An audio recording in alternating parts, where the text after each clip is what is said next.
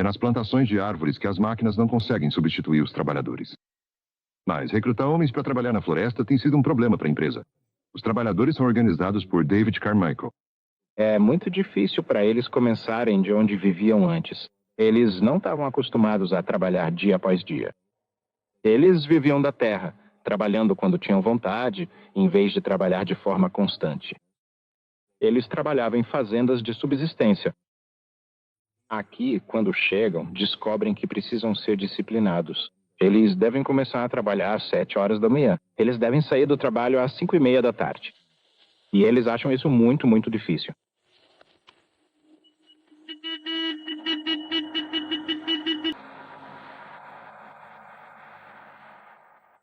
E para a companhia Jari convencer os trabalhadores a ficar tem sido difícil. Ludwig queria estabelecer uma força de trabalho permanente.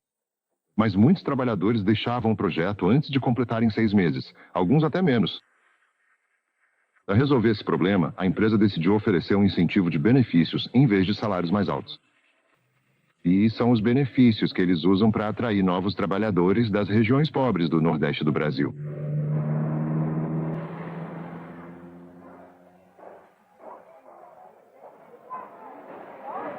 É de lugares como esta vila de pescadores na costa atlântica do estado do Maranhão que a companhia Jari recruta seus trabalhadores. O desemprego aqui é maior do que em qualquer outro lugar do Brasil. E no país como um todo, o desemprego é um problema sério.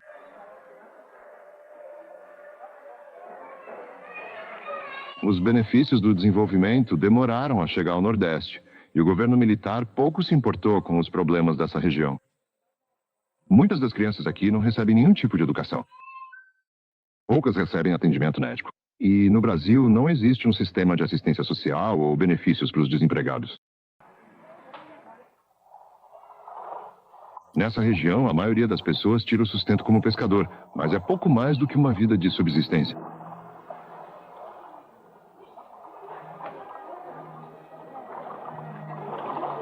É nesse contexto que o trabalho oferecido em Jari parece atraente, especialmente para aqueles contratados pela empresa Jari, que oferece benefícios. Outros contratados para trabalhar no projeto por empreiteiros de mão de obra de forma mais temporária não recebem esses mesmos benefícios e não podem trazer suas famílias. Todos os trabalhadores são levados por barcos da empresa por centenas de quilômetros até Jari. Para os contratados pela empresa, esse é um dos benefícios. A empresa construiu 2 pequenas vilas na área florestal para abrigar os trabalhadores de Jari e suas famílias. Mais 3 dessas vilas Silva estão sendo planejadas. Cada uma será uma comunidade de cerca de 750 famílias.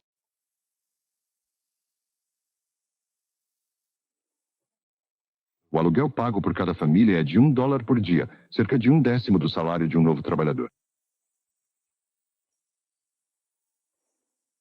A água encanada é gratuita e também é purificada.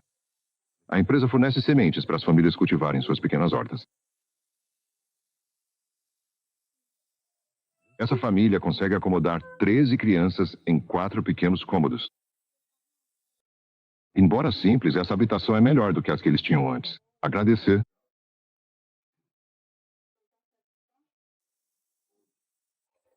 Você quer café? Sim. E o almoço? Sim. A empresa Jari também oferece outros serviços aos funcionários que contrata e às suas famílias.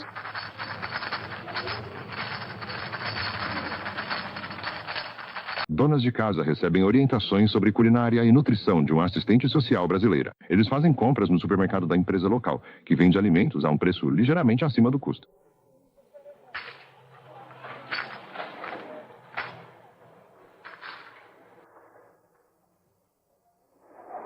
O arroz é barato porque é cultivado em Jari. Outros alimentos são comprados a granel em Belém e reembalados. A maioria dos itens básicos custam mesmo aqui e no Nordeste. Mas carne e verdura são caros. As donas de casa tendem a comprar principalmente alimentos ricos em amido, embora seus maridos comam bem nas cozinhas de campo das florestas. A empresa também oferece uma clínica. O tratamento médico é gratuito, embora os remédios não sejam.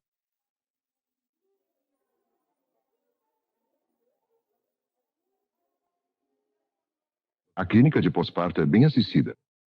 70 partos por mês, com uma queda acentuada nas anomalias congênitas. As vacinas são gratuitas e há orientação sobre cuidados com a saúde. A empresa Jari também oferece educação gratuita.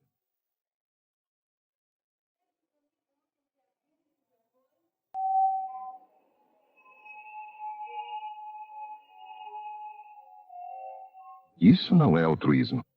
É considerado um bom investimento.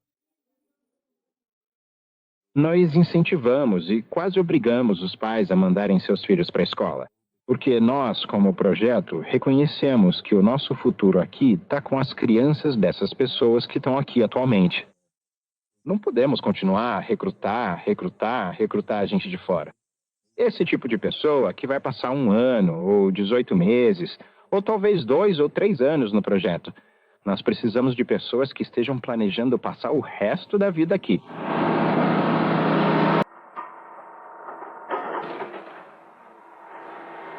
O motorista deste veículo de extração de madeira, Floriano, entrou na empresa há 4 anos para fazer trabalho manual de limpeza na floresta.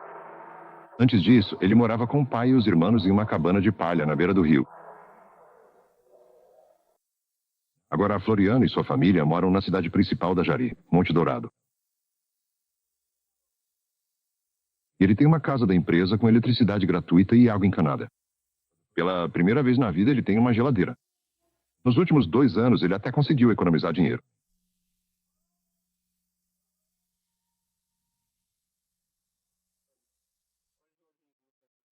Nem todos os trabalhadores da Jari vivem tão bem quanto Floriano. Aqueles contratados por empreiteiros de mão de obra, de forma mais temporária, não recebem casas e não devem trazer suas famílias.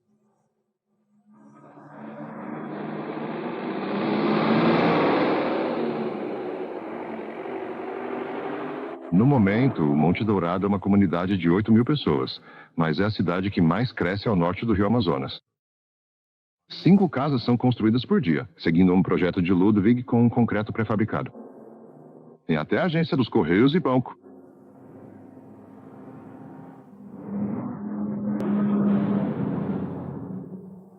Esta é a escola, mas agora são 7 horas da noite de uma quarta-feira.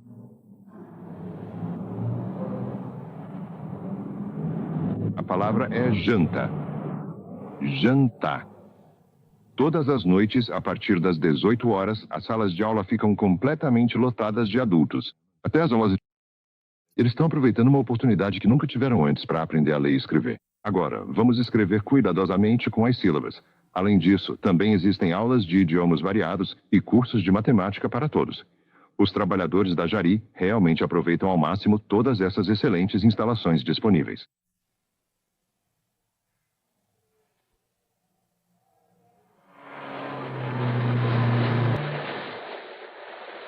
Mas do outro lado do rio, uma segunda comunidade muito diferente está acompanhando o ritmo da cidade industrial.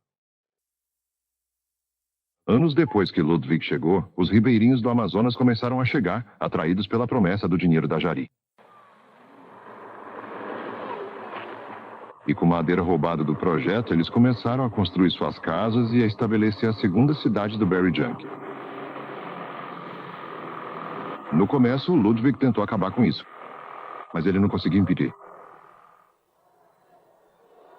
O BRDO oferece um lugar alternativo para os trabalhadores da Jari fazerem suas compras.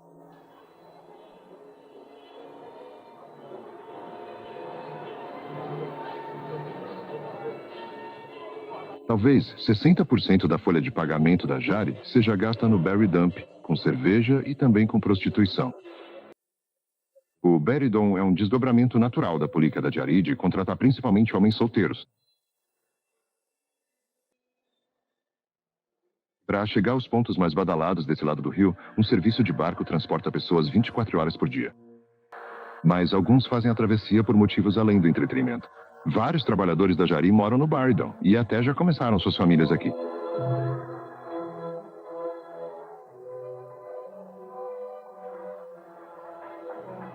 Enquanto os comerciantes dessas lojas colhem os benefícios econômicos da Jari, outros vivem na pobreza.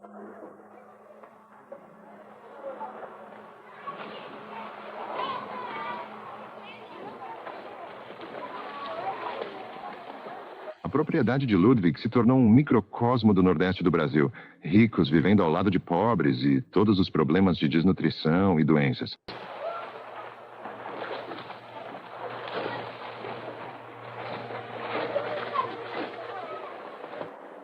Cerca de 8 mil pessoas vivem no Barry Dome. Assim, no total, o Projeto Jari criou uma nova comunidade amazônica, chegando a quase 30 mil pessoas.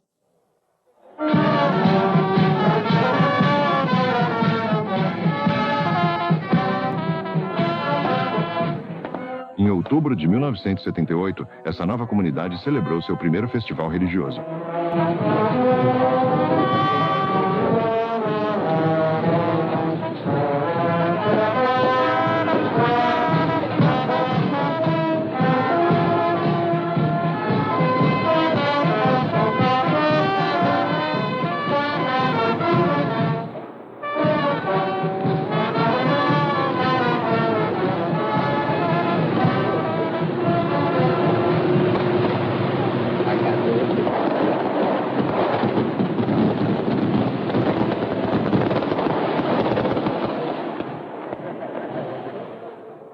O povo trouxe uma imagem da Madonna descendo o rio Jari de barco até as margens do projeto e a carregou até Monte Dourado em uma procissão que simbolizava a chegada da luz a Jari.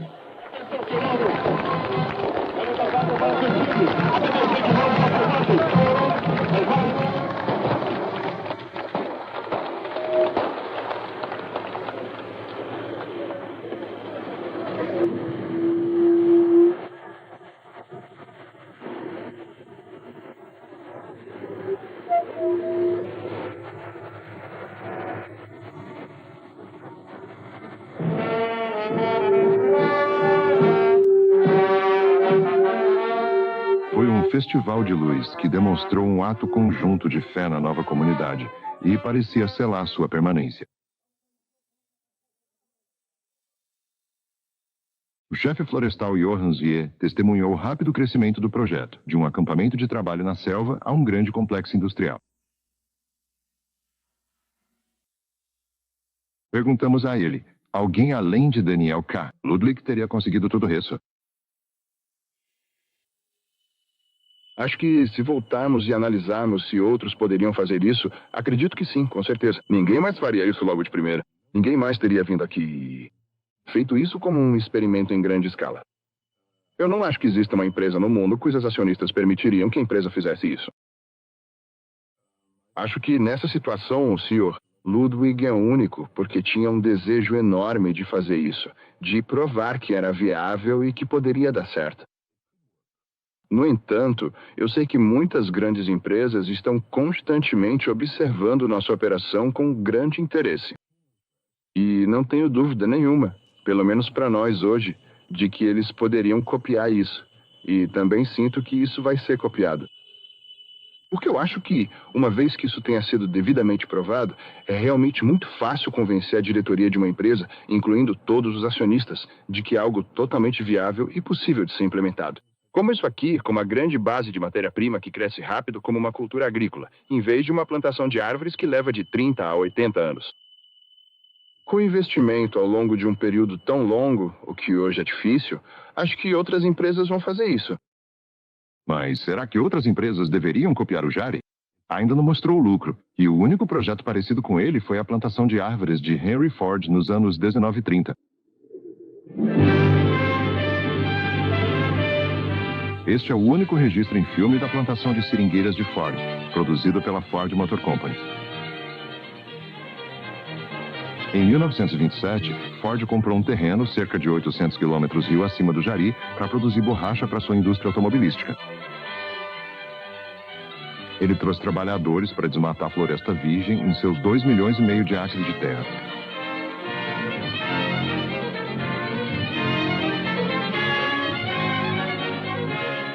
Assim como Ludwig, ele começou do zero. Algumas árvores foram preservadas para serem usadas como madeira. Árvores derrubadas eram levadas para uma serraria da Ford em trens da própria Ford. Assim como Ludwig, Ford construiu casas para os trabalhadores. Ele oferecia atendimento gratuito e educação gratuita para os filhos dos trabalhadores.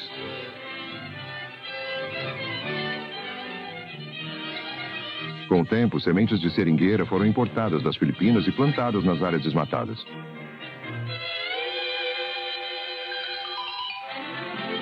Mas as mudas não prosperaram nesse ambiente. Expostas ao sol tropical e às chuvas intensas, elas tendiam a murchar. Além disso, uma doença foliar sul-americana começou a atacar as árvores. Isso não era um problema entre as seringueiras selvagens, que ficam bem afastadas umas das outras na floresta. Nessa monocultura, a doença se espalhou rapidamente por toda a plantação. As árvores afetadas pela doença ainda amadureciam, mas sua produtividade diminuía. Quando uma árvore doente era sangrada, seu rendimento de látex era muito menor que o normal. Eles tentaram desenvolver uma árvore resistente à doença, mas não tiveram sucesso. Em 1945, após 18 anos de tentativas contínuas e enfrentando grandes dificuldades, incluindo a perda de milhões de dólares ao longo desse tempo, a Ford acabou vendendo sua plantação para o governo brasileiro. Assim como esse projeto, o jari ainda pode ser abatido por alguma praga ecológica. E em uma área onde a floresta amazônica é desmatada e queimada, seu uso produtivo fica severamente limitado.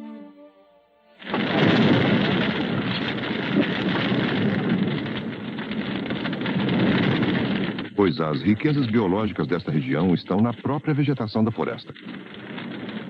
Mais destruições como essa estão acontecendo por todo o norte do Brasil, e tamanha devastação em larga escala pode ter consequências consideráveis.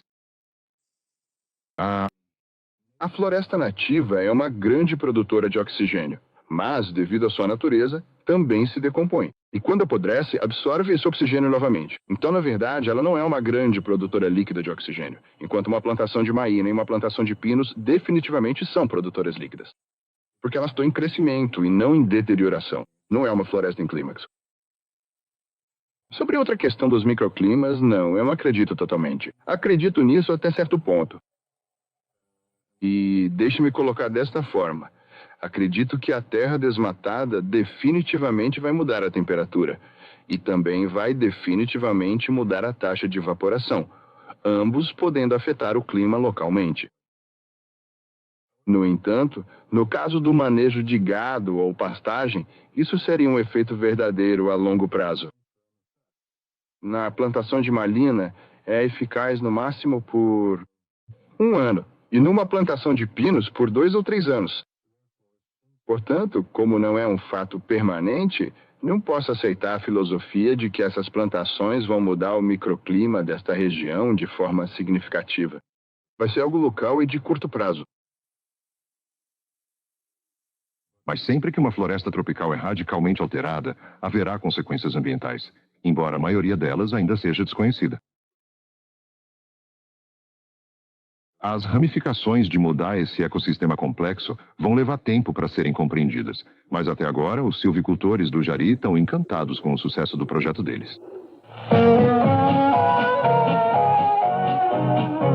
Bem, você anda por aí, chama a menina e vê como você é chamada.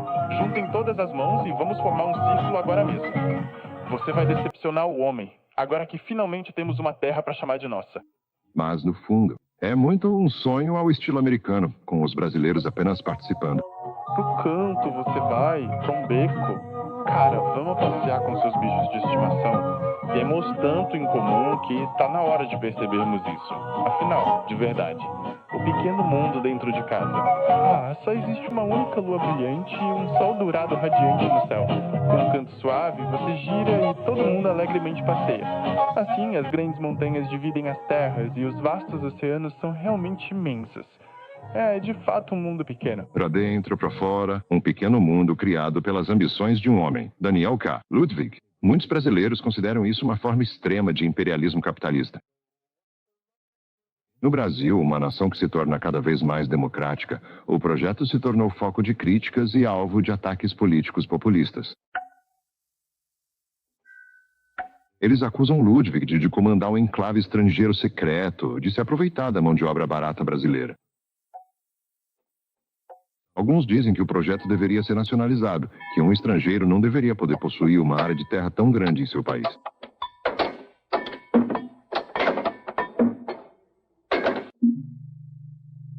Mesmo assim, o governo brasileiro, comandado pelos militares, oferece fortes incentivos fiscais para investidores estrangeiros.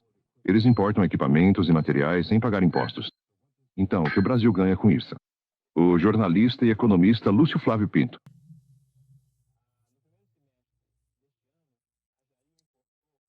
Na primeira metade deste ano, a Jari importou 250 milhões de dólares em equipamentos. Não se sabe exatamente qual será o retorno disso, porque não há informações disponíveis para medir o custo em relação ao retorno do produto da Jari. O custo é alto, mas quais serão os retornos? Os produtos que a Jari vai exportar serão vendidos no mercado internacional a preços realmente satisfatórios para o Brasil? Até que ponto o governo vai subsidiar o projeto Jari por meio de isenções fiscais ou através de garantias em empréstimos obtidos pelo senhor Ludwig no mercado financeiro internacional? Na verdade, não existem meios precisos de avaliar o projeto Jari em termos de benefícios ou problemas para o país.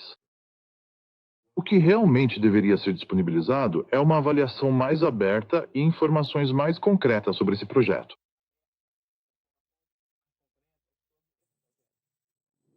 Na sede da empresa em Nova York, tentamos obter informações mais concretas. Pela primeira vez, Ludwig concordou em dar uma entrevista para a televisão. Depois desistiu, preferindo manter seu anonimato. Seu presidente, Tom Willers, respondeu aos críticos brasileiros. 10 anos atrás, quando o Sr. Ludwig chegou aqui, havia apenas algumas poucas centenas de pessoas, talvez 1000 pessoas no máximo, vivendo nesta parte específica de terra que ele adquiriu. E desde então, ele a desenvolveu em, eu acho, uma comunidade bastante construtiva, que emprega muitos milhares de pessoas e provavelmente continuará a empregar ainda mais por um bom tempo. Você também deve lembrar que ele fez tudo isso inteiramente com seus próprios recursos. Não houve nenhum apoio financeiro do governo. Ele nunca solicitou isso. O governo, no entanto, tem sido um excelente apoiador do projeto. Eles concederão incentivos e benefícios, o que tornou possível para ele realizar esse projeto no prazo e da maneira como ele se desenvolveu até agora. Mas, no Brasil, apoio do governo não significa apoio do povo. E se o país se tornar mais democrático, o futuro do Jari pode ser menos seguro. Ainda assim, novos desenvolvimentos já estão sendo planejados. Ludwig espera construir uma usina hidrelétrica e expandir o negócio de celulose para fábricas de papel jornal e papel comum. E a propriedade do Jari lhe proporcionou um rico depósito de caulim usado para revestir papel de alta qualidade. Isso já lhe garantiu o fluxo de caixa necessário. Para concluir todo o projeto, ele vai gastar $1 bilhão. Ludwig tem vendido outros ativos para concentrar todos os seus esforços no Jari. Mas para dar início à próxima fase, Ludwig vai ter que buscar empréstimos externos. E não é fácil atrair investidores. Jari continua sendo um empreendimento de alto risco. Podem passar-se mais 20 anos, ou talvez nunca aconteça, até que Jari obtenha um retorno razoável. Claramente, a atenção pessoal de Ludwig tem sido fundamental para o sucesso do projeto até o momento. Mas aos 82 anos, ele talvez nunca veja o resultado disso. Afinal, para quem é tudo isso? Sr. Ludwig direcionou todos os recursos desse importante investimento a uma fundação dedicada ao combate ao câncer na Suíça, uma causa notável. Eles são, de fato, os verdadeiros e legítimos proprietários de todo o projeto. Ele realmente acredita, com convicção e sem dúvida alguma, que tudo o que está fazendo é para o melhor interesse do povo brasileiro. E ele estabeleceu de maneira clara e evidente a organização e o controle do investimento, realizados de maneira cuidadosa e transparente, são essenciais para garantir que os verdadeiros beneficiários dessas iniciativas sejam, de fato, o povo brasileiro.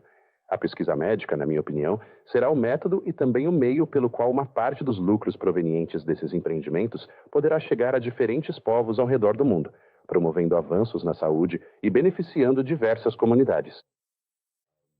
Ele chegou até a criar... Toda a estrutura no Brasil foi montada dessa forma. e já informou às autoridades brasileiras que não está pensando em retirar lucros ou dividendos do projeto. Eles serão reinvestidos continuamente até que o projeto chegue ao seu fim. E isso pode... Bem, pode ser. E talvez nem aconteça até o final deste século. E mesmo no final do século, o equilíbrio econômico e ecológico do Jari ainda será precário. Essas crianças são a próxima geração de trabalhadores do Jari. As vidas delas foram transformadas pela visão de um homem. O futuro delas agora depende do eventual sucesso ou fracasso desse projeto. O destino do próprio projeto está à mercê da selva amazônica, da política do Brasil e do preço mundial da celulose. Seja qual for o desfecho, Daniel Carr, o Ludwig, criou seu próprio monumento extraordinário. Talvez um monumento à altura de um grande e pioneiro empreendedor.